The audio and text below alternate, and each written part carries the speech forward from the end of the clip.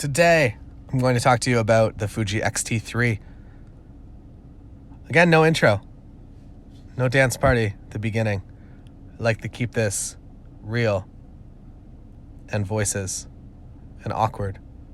Always as awkward as possible. The endings have gotten better, the ending of the podcast. If you listen to the first few episodes, it's always, I didn't really know how to wrap it up. So now I kind of do. It's coming along. Getting a little bit better. I just got back from a trip where the only camera that I brought with me was the Fuji X-T3 and the kit lens. It's a crop sensor camera, so the kit lens is an 18 to 55. It's an f2.8 to f4, and it is a fantastic lens. And the other thing, I guess, is that the lens itself is good. It's small because it's a crop sensor, and also there is some magic in the Fuji body that kind of corrects for any lens non-perfections, I guess, and actually gives you a file that's really, really fantastically incredible because of that. And I thought that I would talk today about a little bit of the reasons that I actually really, really do enjoy this camera. And it is now, if I'm just going out to do a small documentary coverage or just like B-roll, or even, you know what, like it's pretty much the camera that I go to until I get the Canon R, at least. It is the camera that I'm going to for pretty much everything with the exception of wedding photography. For wedding photography, for photos of people, I really do like a full frame lens or a full frame camera body because it makes the lenses actually true to what they are. And the lenses that I like the best are the ones that have interesting characteristics to them, like really nice and unique focus fall offs. And I like vignetting. I don't necessarily love like edge softness, but I do kind of like the natural vignette that some of these lenses create. And for the most part, I'm always shooting primes at weddings. So today I actually have with me the Nikon 58 1.4 and the Nikon 105 1.4. And those are pretty much the lenses I'm going to use all day. I also have my 24 1.4 with me as well. And all like those lenses alone, they're like crazy dumb expensive, but they create a look that I could not achieve with any other lens, that I can tell specifically from every photo which lens I took that with. Whereas when I'm shooting with a Tamron 85 1.8, it's really, really good. I like the softness. I like everything about it, but it doesn't quite have the same character as these lenses. It's a little bit more, I guess, generic, for lack of a better term. So those are the reasons that I guess I like Nikon lenses for wedding photography specifically, because I really do feel like they create better work for the couple, which is something that's really important for me. And also, I kind of like the lenses that have a learning curve a little bit, and the 58 has a bit of a learning curve, as well as tilt shifts like the 45 Nikon or Canon, if you're a Canon shooter, that you'll get it and it'll take you a couple of years, like realistically at weddings, to figure out how to best use this lens. And I think that there's something kind of cool about that, because I feel like everything else is very instant, that you put that Tamron 85 on your like Nikon D750 and instantly you're creating great photos, but there's nothing really to learn beyond that point. Like that's kind of like day one. If you get like a nice golden hour, that's the best that lens is ever going to look.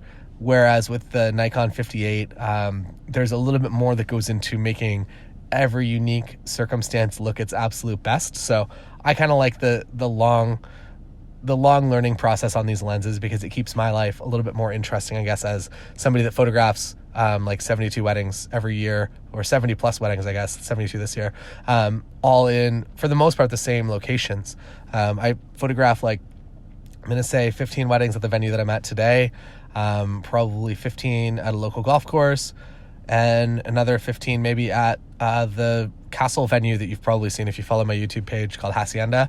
And I absolutely love working in the same spots, because there is an infinite amount of variation within those same spots. And I also like the idea of kind of going into work and kind of almost having like coworkers again, which is kind of cool, that I know all the staff, and that I know my limitations, and I know where I can go for family photos, and I know I basically, there's no stress going into a wedding day. So those are my reasonings for shooting the same venues in Nikon. Back to the Fuji X-T3 and why I think it is a fantastic camera for literally everything else that I do. And specifically for like a travel camera, the fact that you can bring this small compact package and it will do pretty much anything that you need, with like as long as you kind of want that like 24 to 70 equivalence as far as focal range goes.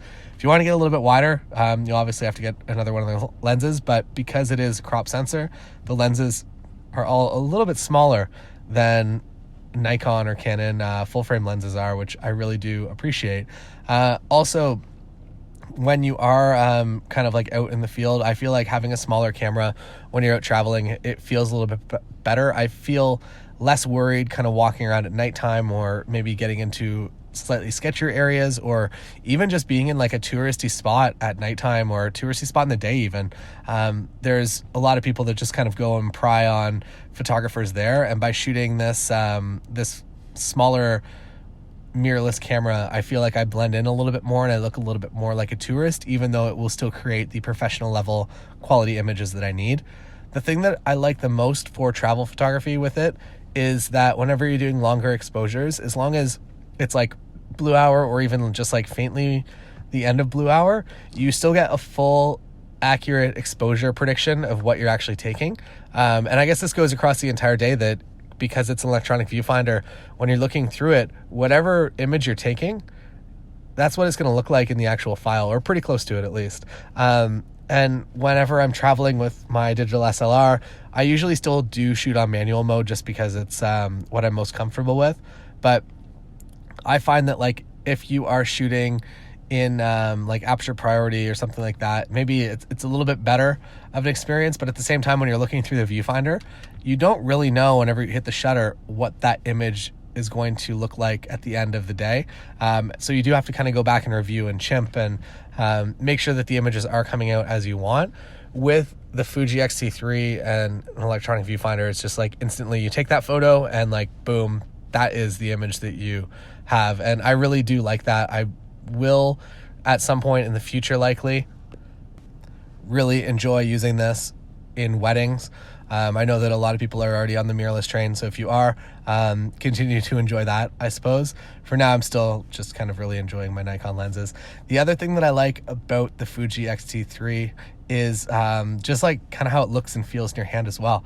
That when you're traveling around and it feels like a good camera. I find that whenever I'm shooting with this, like the Sony line specifically, I don't love kind of how it feels in my hand. I know that's been something that's been talked about a lot online, as well as kind of like the internal menu systems is kind of a bit of a joke on Sony. I find that everything that Fuji has kind of done is really good. I also really like the video capabilities of it as well, that they are a little bit limited only because there is not internal stabilization in the actual camera body that it's in the lens. So if you're using that 18 to 55 kit lens, you're in good shape. The OIS, which is what they call it, is really, really good in the Fuji lineup. But if you want to be shooting a prime like I do for weddings, or if you're just kind of a prime photographer, it does make things a little bit more challenging because there is no stabilization. So you're going to get that handheld shake. One benefit, I think, to shooting, whether you have a stabilized lens or not, when you're shooting through an electronic viewfinder, is that best case, I always have 3 points of stabilization. So I have my hand on like the right hand side of the body where I'm holding the camera with the shutter. I have my hand on the left hand side of the body, or underneath the lens, or underneath the actual physical body. And then with the X-T3, I also have my face up against the actual viewfinder, so I'm looking through the viewfinder to record video. And this is like by far the most stable form of video that you can create. So even if it's not a stabilized lens, it's going to be a lot better than using a non-stabilized lens on a Nikon or Canon body. And I found with this, I do get to create quite a lot of amazing content very easily.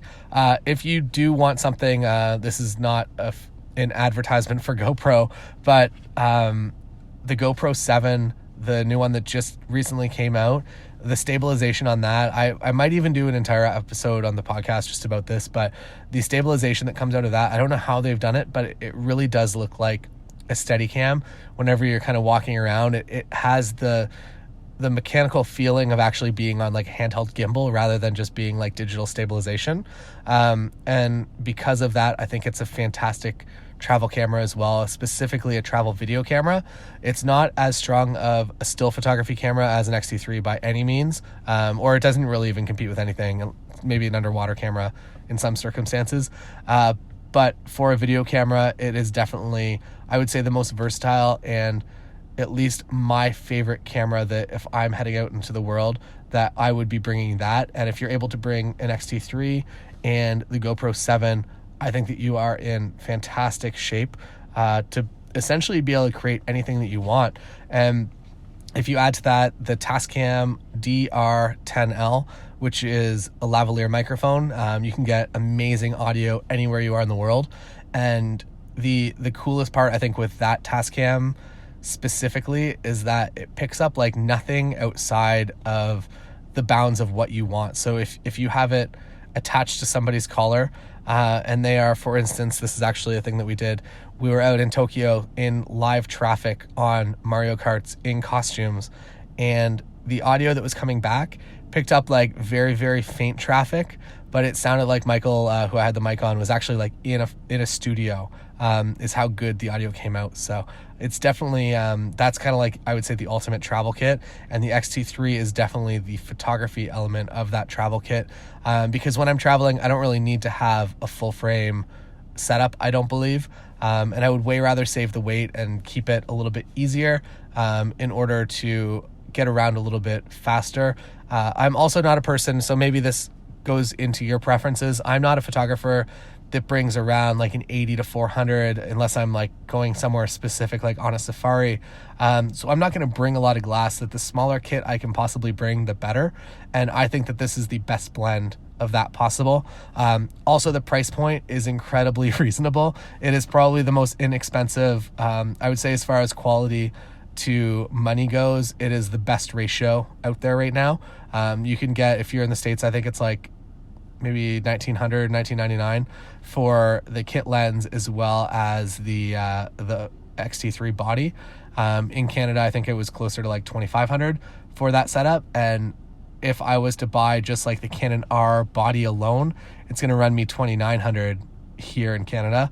So I'm saving money, getting a smaller package, getting a better package that is, I guess, better overall for my travel and just general documentary creating. Has everything that I need for video as well. So it has, I can see my audio levels. It allows an input, all the things that I need. They finally put it into one body. The only thing that it falls short on is the internal, or the IBS, the internal in-body stabilization. And if the next iteration of it has that, I feel like that is going to be my perfect camera for creating everything other than weddings. But for weddings, for now, still sticking with Nikon. All right, that's all for today. Thanks for listening. I am Taylor Jackson.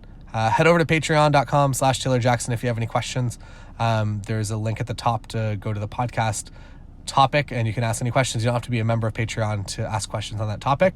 But there is also the secret podcast, which goes into more in-depth topics of my business inside Patreon if you are a member. It's $20 a month now. And once we hit 1,000 members, it goes up to $30 a month. So if you want to get that $20 rate, maybe get in there today.